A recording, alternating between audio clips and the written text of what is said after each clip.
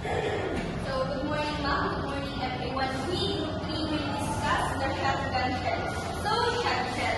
So, the cartridge for shotgun, it is also called as shell, and its body is made up of metal, plastic, or paper with metal head.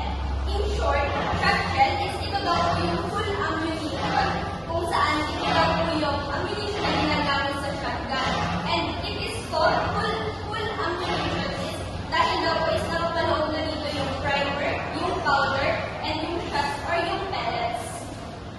And parts naman tayo ng shotgun shell. So parts of shotgun shell is, the first one is the clip.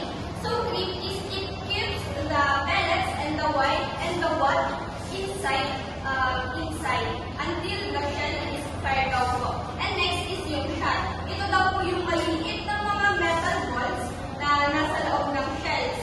And ito din po yung parang, ito yung lumilipad sa target. Ito yung shots. And next is yung wad. Ito daw po yung plastic or yung paper cup that is plugged in between the shots and the powder. And the next is the metal head. Yung metal head naman daw po is, it is located at the bottom of the shell and it is attached to the hull pala. And the next is anvil. So anvil, it is yung tiny metal piece that is inside the primer daw po. And ito daw po yung tumutulong sa primer na ma-crush yung primer. So it start yung spark. And next is yung battery cap. So yung battery cap naman daw po, it supports and adds strength to the primer. And next is yung tube or yung case. So tube or case, ito daw po yung outer body ng shotgun kung saan ito daw po yung parang nagkikip ng mga laman ng nagkikip ng laman ng shot shell para hindi daw po sila parang mawala-wala, parang gano'n daw po.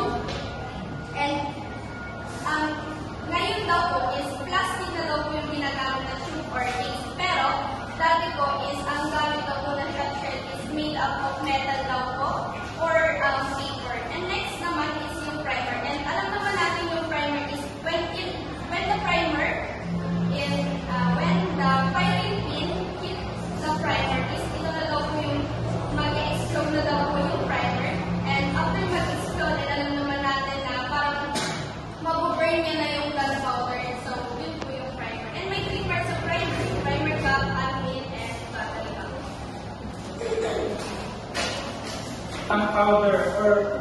Ang powder is the propellant and firearms. Kapag nag-ignite ito, naglalabas siya ng large volume or gas. At ang gas na yun, nag-i-expand para mag-create ng pressure. At yung pressure na yun, ang magpapalabas sa bullet or shot sa loob ng gun barrel. Meron tayong two major types of powder. Ito yung yung black powder. Yung black powder, less efficient siya at mas marami pusok lumalabas, hindi tulad sa smokeless powder. And yung number 2 naman is smokeless powder. Dito, it burns much cleaner, mas malinis siya na masunog at nagpo-produce siya ng mas maraming energy. And then we have clip. Essential ito for securing the projectile or bullet or shot sa loob ng cartridge. Sine-prevent nito ang bullet from moving or falling out due to the handling or recoil. And the last one is wads. Ginagamit ito for shot cells or shotgun cartridge para ma-separate ang powder from the shot at pinoprotektahan ang shot that travels down in barrel. Tatlong uri ng tinggang bala, lead shot kasama ang speed shot, drop shot shot at balambol na bala. Purong tinggang pure lead ang materialis. Kilis hard shot, matigas na bala. Tingga na pinatigas ng antimony. Straighten shot, bala na may coating. Tingga na may sabihin o balot ng pangapunigal. Steel shot, bala na bakal. Ito pang uri ng bala na gawa sa bakal, steel. Tatlong kategorya ayon sa paggamit, bird shot, para sa makaibon at maliliit na hayop, small game. Back shot, para sa malalaging hayop, large game. Slugs, isang bala, para sa pusa, beer, at also beer sa mga lugar ng mga tao, heavily sa populated area. Tandaan, ang islag ay isang buong bala, hindi maliit na pellet. Mga uri ng bala, types of shot. Paraan ng pagbuo ng pinggang pellet or backshot. Ginagawa ito sa pamamagitan ng pagbuo ng tunaw na tiga sa isang salaan, shape o kaya naman pinulungan sa switch gamit ng isang dial. Wads, mga kupal para sa mga bala ng tiga. Materyales, sinulma mo na sa plastic na polyethylene flexible low density. Disenyo, merong seksyon na may unan, cushion section sa ilalim na lumulubog o umibigay kapag pinaputok. Tungkulin ng unan, cushion. Tumutulong upang mabawasan ang ginang ng mga bala na nabibuluan before pilit na para mabawasan ang pagkatras ng corridor.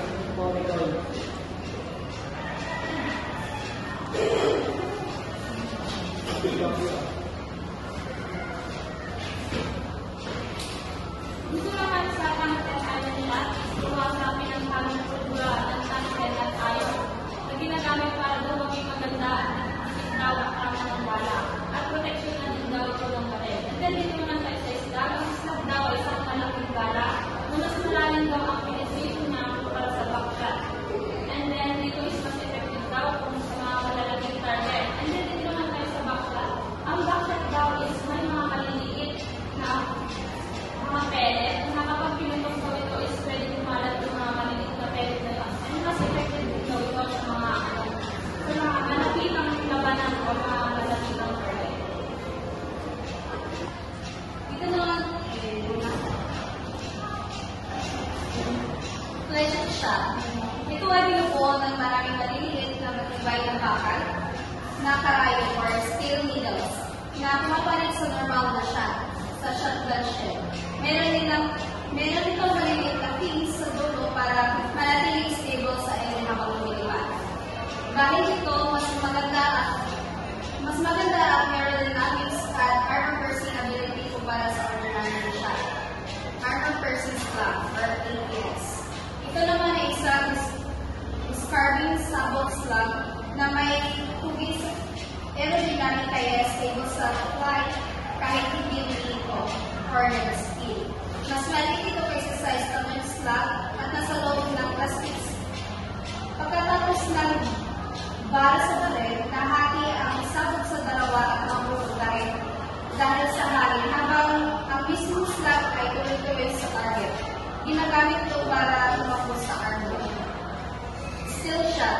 Ginagawa ito sa pamamagitan ng pagputol ng steel wire sa maliliit na piraso tapos pinainit at nilalagyan ng rust inhibitor para hindi kalawagin. Ang mga wall or steering core nito ay gawa sa high-density plastic para hindi magasgas ang loob ng shotgun barrel. May mga cushion sa loob ng barrel para bawasan ang recoil. Yung next. Next naman po yung tungsten iron steel. Simple explanation na lang po. Yung tungsten iron steel po, yun po yung mga bilog na nasa loob ng shotgun. And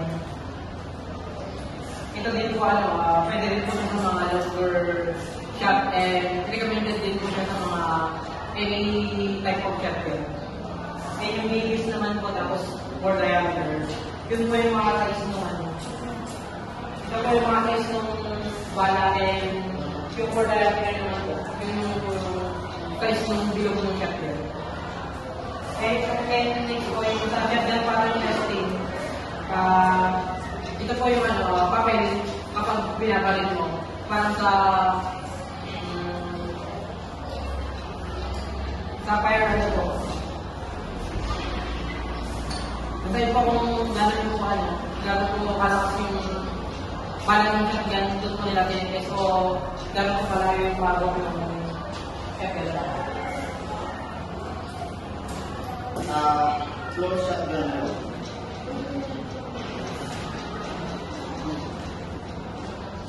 Example of close shotgun mode is the shot is as a solid mass at a velocity of about 110 feet per second.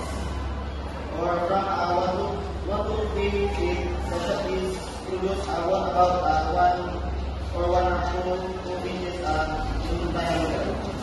Or the wall will be produced as a large irregular hole. The next is intermediate shotgun wound.